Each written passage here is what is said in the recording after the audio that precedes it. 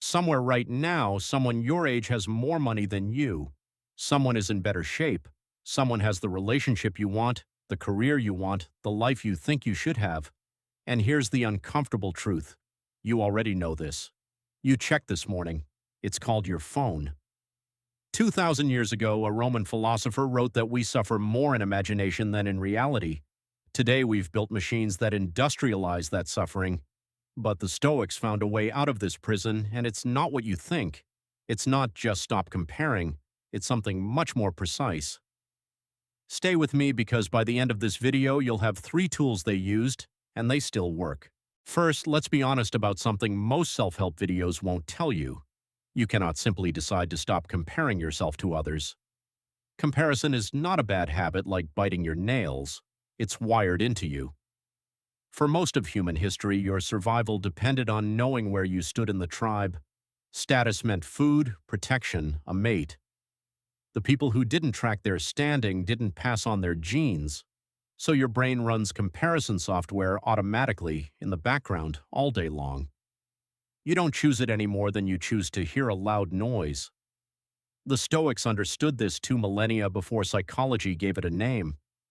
Epictetus never said, "Don't have impressions." He said something smarter. When an impression arrives, don't let it drag you away. The thought, "he's ahead of me," will appear.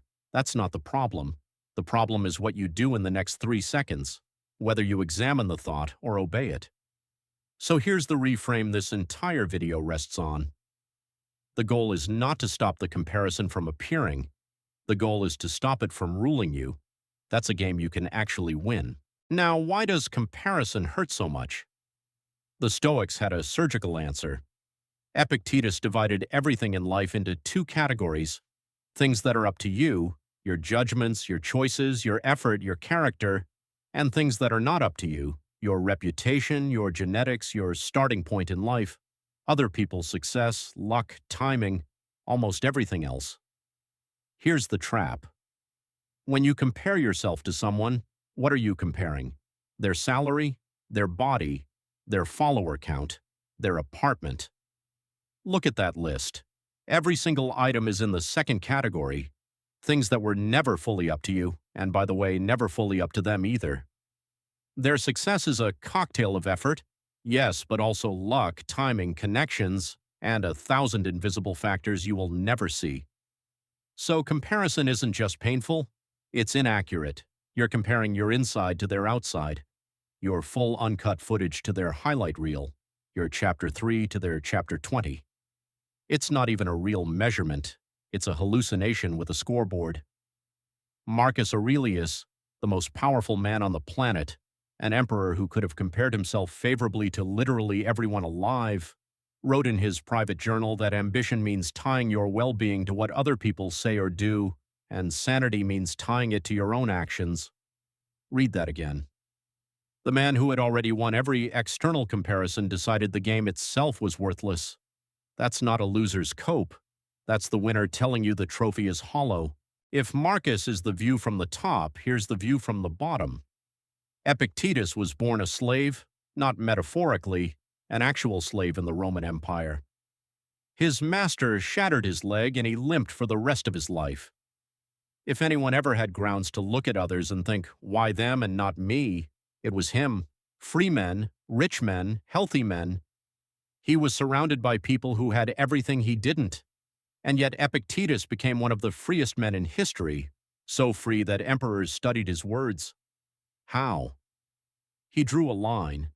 Inside the line, his will, his judgment, his response. Outside the line, everything else, including his body, his status, and every other human being's fortune. He simply refused to stake his peace on anything outside the line. He put it bluntly, if you want to be envied by no one and to envy no one, stop demanding that events happen as you wish, and wish them to happen as they do. Another man's success is an event outside your line. You can study it, learn from it, even admire it. But the moment you demand it should have been yours, you've handed your peace to a stranger. Think about that.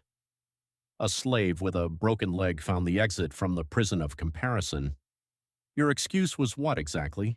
All right, theory is worthless without practice. The Stoics would be the first to say it. Here are 3 exercises. Pick one and run it for 7 days. Practice 1, compete against yesterday's version of you. The Stoics didn't abolish comparison, they redirected it. Seneca ended every day asking himself, what bad habit did I cure today? What am I better at than I was? That's still comparison, but now both competitors are you. Tonight, before you sleep, ask one question. Am I 1% better than yesterday? In discipline, in patience, in effort. That's the only scoreboard where the game is fair, because it's the only one where you control both players. Practice 2, the full price audit. Next time envy hits, don't fight the feeling. Finish the picture. You want his business? Take his 80-hour weeks, his lawsuits, his ulcer. You want her physique? Take the 2 hours a day in the gym and the diet for years. Seneca's insight was that we envy the results while ignoring the price tag. So ask, would I pay the full price for that life? Not the highlight, the whole invoice. Sometimes the answer is yes, and now you have a plan instead of envy. Usually the answer is no, and the envy dissolves, because you've realized you don't actually want that life. You only wanted the poster. Practice 3, shrink the feed, on purpose.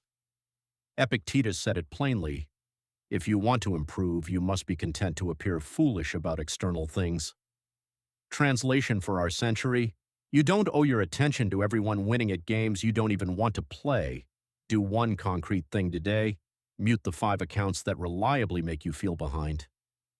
Not because they're bad people, because your ancient brain treats their highlight reel as your tribe, and it's not your tribe.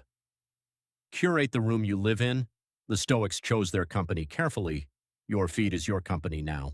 Here's the final thought. The prison of comparison has an open door. It always did.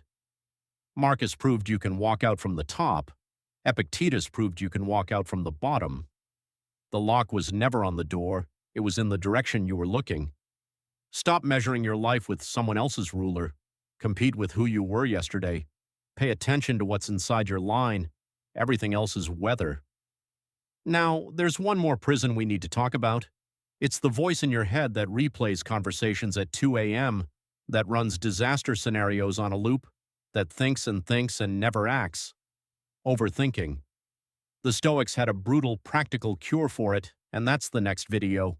Subscribe so you don't miss it. And if this one gave you even one useful idea, you know what to do. Until then, master yourself, and the comparison ends.